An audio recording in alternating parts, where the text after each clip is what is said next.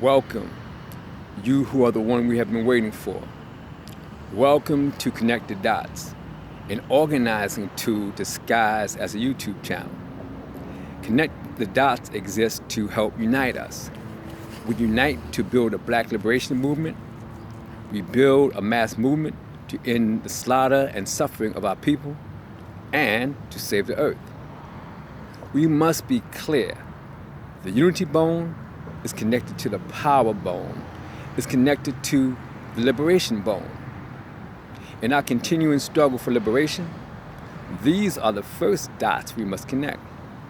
The unity bone to the power bone to the liberation bone. Just that simple. Why else do you think white segregationism spares no effort to make us divided individuals, each one of us a self-centered tribe unto him or herself?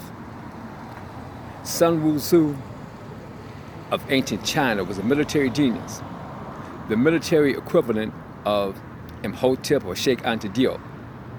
One of the timeless military principles he teaches is, know thy enemy, know thyself, and in 1,000 battles you will never be defeated. Inside this timeless principle, another principle is implied. To know your strength, know what your enemy fears most. You know that by what he most attacks.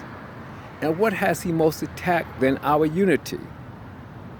By training us away from our languages, by stealing our cultural identity, by Americanizing or Europeanizing us and erasing our collective historical memory, white segregationism has had but one intent: to divide us. This is one reason Sankofa is so important. The spirit of Connect the Dots exemplifies what each of us must do. Weaponize everything for liberation. Every speck of existence and bag of potato chips. As black people, that should not be hard to do. We are the first people, the original people of the earth. We are creativity made flesh. Once we realize this, then we are never unarmed, because there is nothing we cannot repurpose to serve unity, not even emptiness. Indeed, engaging mundane reality with an attitude of mastery is how we begin to cultivate the art of transmutation. To not do this is to submit to our own destruction. Although white segregationism has wisely not openly declared it, it has been waging total war against us. To not respond with total resistance is to march ourselves through a 21st century door of no return. This we cannot do. Our ancestors from both the distant past and from just yesterday have struggled too hard and suffered too much to bring us to this moment. We betray our history and our divine duty if we do not pick up their broken spear and battered shields. We betray our history and we abandon our future, because the fate that awaits us, impossible though it may seem, will be far, far worse than the worst fiendish hell any of our people has ever experienced. White segregationism is more sophisticated in its evil and has crafted a dystopian, grotesque monstrosity of a social and economic world order. It is falling down drunk on its own Kool-Aid of propaganda and indoctrination. It therefore fully believes the lies it has told us, themselves, and the world, that it is supreme, independent, the originator and sustainer of every brick, recipe, and component of human and humanoid society. It now thinks it needs nothing and no one to survive, least of all, black people. Understand that in its idiotically short-sighted assessment, White subjugationism thinks us irrelevant. Do you understand that? White subjugationism has become smug in its domination of the world. This is both dangerous and absurd. It is dangerous because if we continue on the current trajectory of individualism and division, if we continue half-assing in the struggle for justice and determination, annihilation rather than just enslavement is the agenda. But their smugness is absurd also because no matter how many times they think they have wrung us dry, have squeezed out the last drop of riches, innovation, beauty, or vision from our brutalized bodies and minds, we are still an ocean of miracles. Subconsciously, they know this.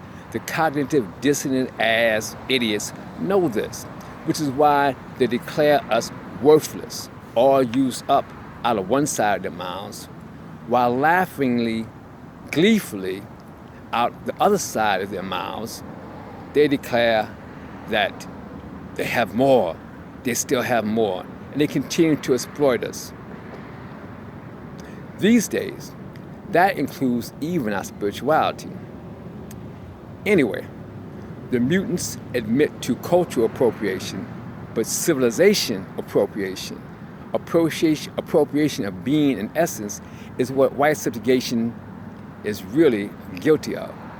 White subjugationism is so dumb it doesn't realize that the reason we are such an inexhaustible source of everything is because we are directly connected to the infinite. We are directly connected to the infinite because we are directly connected to the earth. We are, in fact, the people of the earth. Do not think that because your feet can leave the ground that you are not as rooted in the core of the earth as a tree is rooted in the dirt.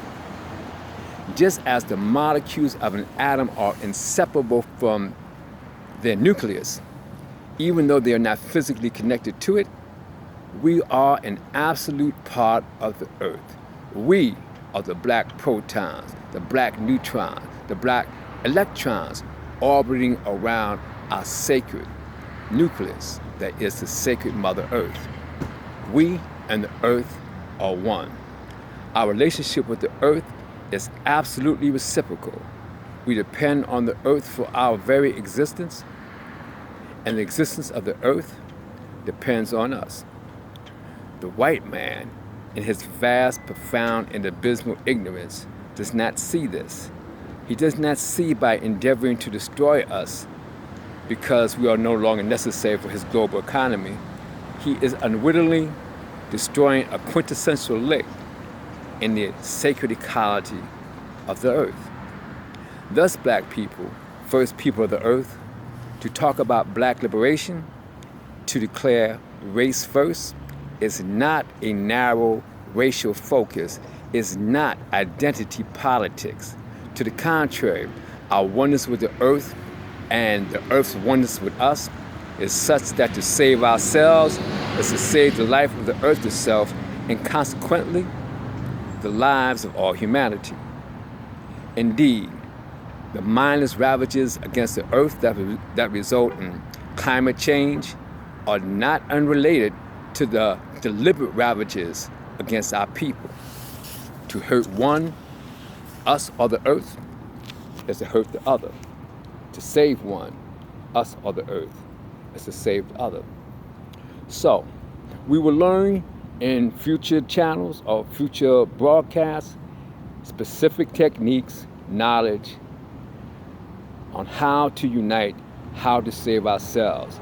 I'd like to say in closing now that I believe, know the truth of what I've just conveyed with every molecule of my being. So do not think that when I suggest, as I will, that we emphasize other targets in our struggle, that I am more interested in, say, Yemen or the Syrian people or the struggle of the Bolivian people more than I am in the struggle of my own people. I just understand that as in a chess game, sometimes in order to capture the queen, you attack a pawn or a bishop or a knight. So, that is it. Unite, unite, unite. Stay tuned. We will get down to some nuts and bolts instruction. Nkunara. That means we are one.